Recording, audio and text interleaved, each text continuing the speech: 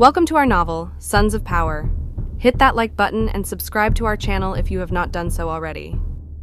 In the span of 3 turbulent years battling the British under the orders of General Costa, I became intimately acquainted with their maritime arteries, their well-trodden trade routes, their essential supply lines, and their secret stashes of gold.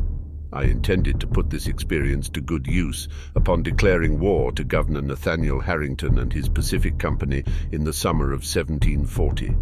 Our struggle seemed bleak, and it was clear that a change in our strategy was desperately needed. Focusing on disrupting their supply lines at first, we seized their war galleys, plundered their gold, and stumbled upon their inhumane slave ships.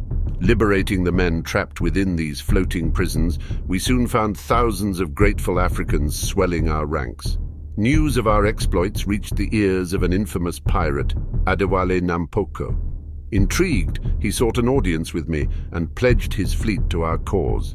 He painted vivid pictures of his homeland, a formidable African empire that had thus far resisted the incursions of both the British and French. A son of a governor, he was loyal to his nation's emperor, Tiberius Makosso, of the mighty Wabonga clan. I made a solemn vow to one day visit this resilient land and extend the hand of friendship to its ruler, hoping to forge a potentially powerful alliance. Our guerrilla tactics took the British by surprise, their complacency shattered. They found themselves not facing natives with primitive weapons, but disciplined soldiers armed with muskets and cannons. I rallied an impressive force of over 1 million Waktali Polynesians, transforming them into a formidable war machine. Within 9 grueling years, our relentless pressure overpowered the Redcoats in an operation that would be christened as the Second Attempt. We took their ships, seized their weapons, and stormed Victoria Town in November 1749, decimating their remaining forces. Our gaze then turned to New Thessaly, which fell to us in a swift 2-day campaign. In the festive season that year, my uncle, King Makarios, surrendered his crown to me. On my 30th birthday, the Empire of Roman Polynesia was born, a new sovereign power rising from the azure waters of the Pacific. It stood as a testament to the might of my lineage, our diverse culture, and rich heritage. The name itself was a reflection of my philosophy of warfare, mirroring the ruthless efficiency with which Caesar had crushed the Gallic tribes. At that time, I commanded the largest army in the world, rapidly modernizing and effectively utilizing the abandoned British technology and weaponry. For his heinous crimes against my people, Governor Nathaniel Harrington met a swift end.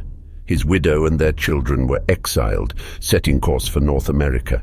My disgraced uncle, King Makarios, was exiled as well, banished from ever setting foot in the Pacific Ocean under penalty of death.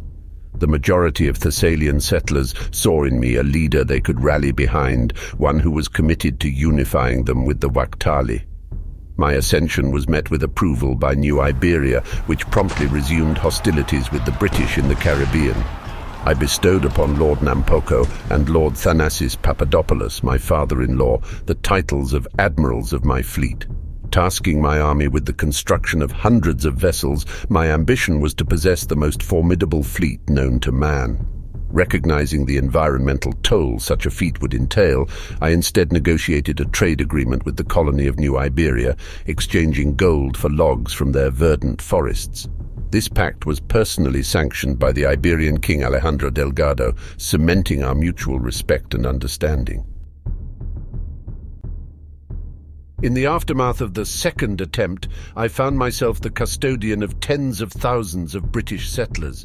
As the newly minted Emperor of Roman Polynesia, I presented them with a simple choice: pledge their fealty to me or sail back to the shores of England. To stay meant to bear arms against their motherland, a symbolic act of redemption to pacify the wounds the Waktali had suffered. Predictably, most decided to join our ranks, while a sparse few chose to depart.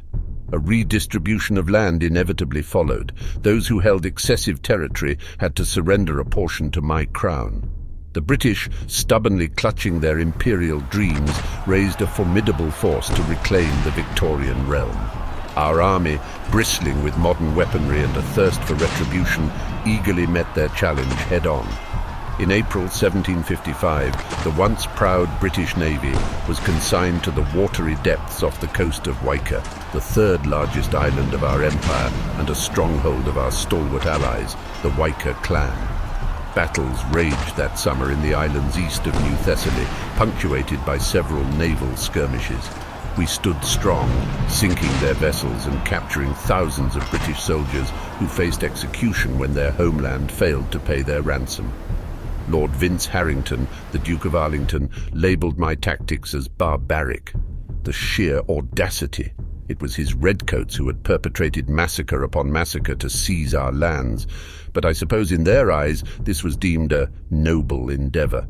Their hypocrisy only hardened my resolve, and I issued a chilling warning to the British. This time there would be no ransoms, only lifeless bodies cast into the sea. I was no pacifist.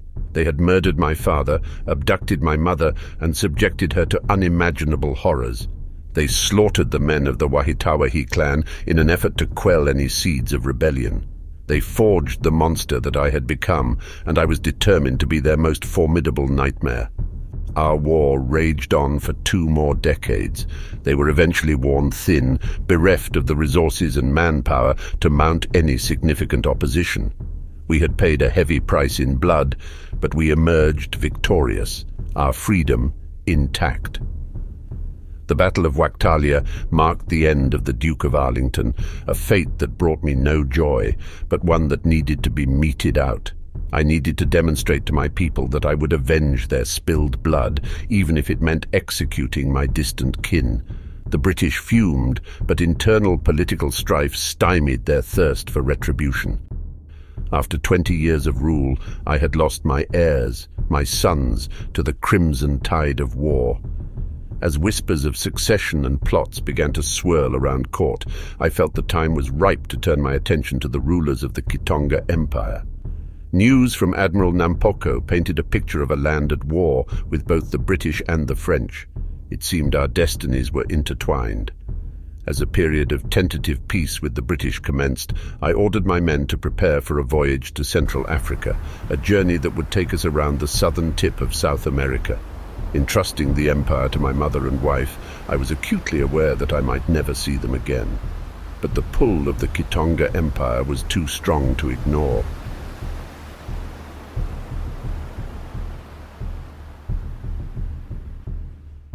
In the next episode, we will learn about the roots of the Kitonga Empire through the accounts of the founder of the Wabanga dynasty and one of his descendants. We hope that you enjoyed this episode and would like to invite you to subscribe to our channel if you have not done so already. Do not forget to hit that like button as well. Until next time, cheers.